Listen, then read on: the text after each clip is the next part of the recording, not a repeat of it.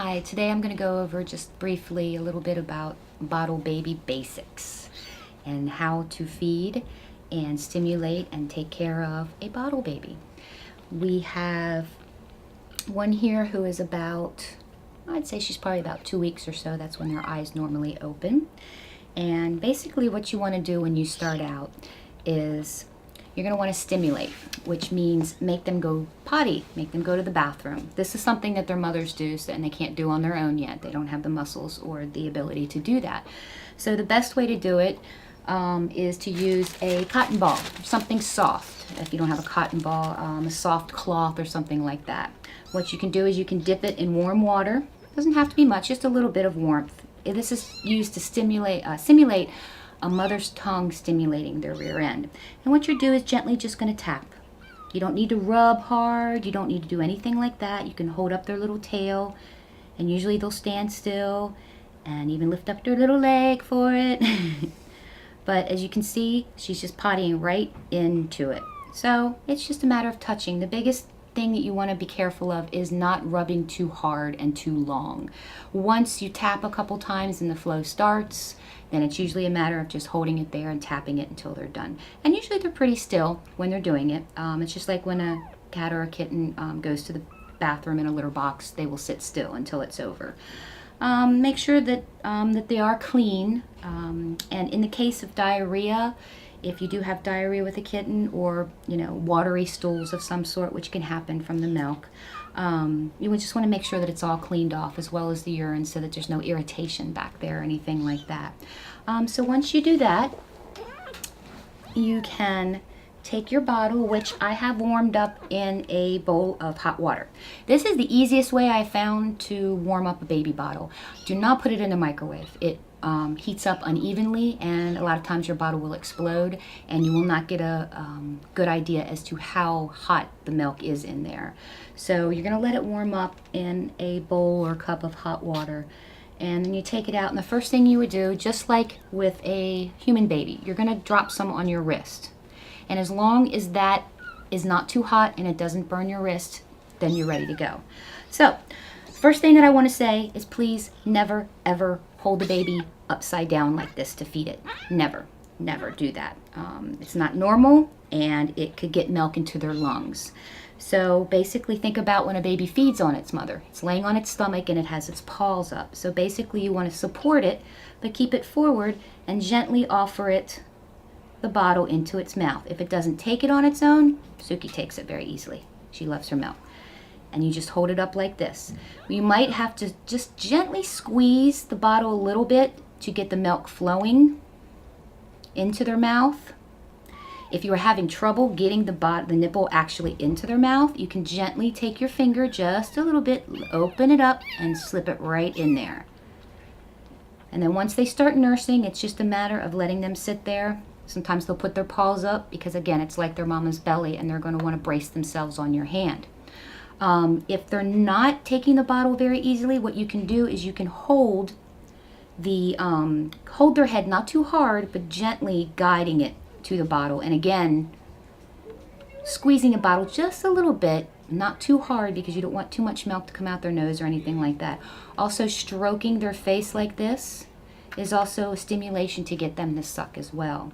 So if the kitten is not eating, check the temperature of your bottle. It is not a good thing to feed them cold formula or cold milk. It's not good for their tummies, and plus it's not very palatable. They won't want to eat it. So Suki's getting a little fighty here, and they will get angry, they'll get anxious, and they'll meow, and they'll just like kids. They'll be just like that. But once you get it in there and you get the milk flowing, they usually will calm down and relax a little bit. So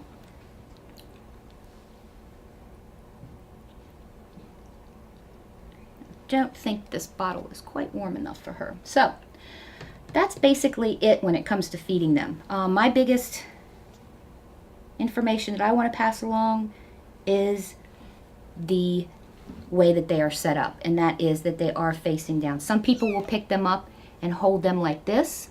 You can take a towel and you can wrap them in a towel and hold them like this to feed them. But I find most of the time It's just putting them on your lap. If you're on the floor, just be very careful if you're sitting up like I am, that they don't get out of your hands and fall on the floor. So I would suggest sitting on the floor with them. Is keeping them in their normal position that they would be if they were to feed from their own mother. And that's the most comfortable and the most relaxed. Okay, after you do feeding, as far as how much to feed, this is going to depend on your kitten. I'm not going to give you feeding guidelines. We have really good information on our website. We have a whole booklet. It covers everything I'm going over with much more detail, and also gives you information about some basic medical things and feeding and cleaning and caring and formula and that sort of stuff. So I'd highly recommend going on the website and taking a look at that. Once you are done feeding, and usually you can tell when they're done because they usually will spit the nipple out themselves. You do not want to overfeed, but at the same time, you want to make sure that they are getting enough to eat. And again, that depends on the kitten and the weight and the age. So after you are done eating, you want to burp them. Now, there's a couple different ways you can burp them. Burping is important because just like with a human child, it helps with their digestion and it settles their tummy. What you can do is if you pick them up, and you put them over your shoulder just like you would, you can take 2 fingers and you can just gently tap while your hand back here is holding on to them. And you just gently tap until, and you will hear an audible burp. It'll just be like a little burp. And you can hear it in your ear. That's why I suggest holding them up here on your shoulder. And plus it's easier.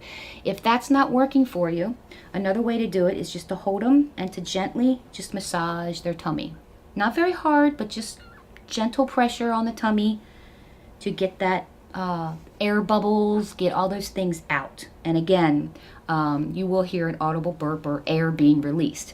It sometimes can come out the other end too. So it can either be a fart or a burp or something like that. But you want to get that trapped air because that can result in the bloated bellies and things like that. And their formula will not digest properly, and plus it's just really uncomfortable for them as well. So after you get a good burp, and don't freak out if you can't get a burp, just make sure that you are doing a little bit, at least a little bit of massage on the tummy so that you can break up any air bubbles or anything that's trapped in there. And before you are done and you put them back to sleep, you're going to want to get another cotton ball and the warm water and just stimulate one more time. To get them to go before you go back to sleep. So, and another thing that's really important is the cuddling, is the love that they get. They, like their mother would give them as far as cleaning, you can simulate that either with your hand or a washcloth, like a rough towel that simulates the mother's tongue going over them. But this also enhances the bond between you and your kitten and also helps them become more socialized and used to being handled, so that the older they get, the easier they will be to get to handle. And plus, who doesn't love to, love on a cute little kitten anyway? So I hope that helps you out. And again, please go to our website and check out the booklet that we have there. There's a lot of information that can help you.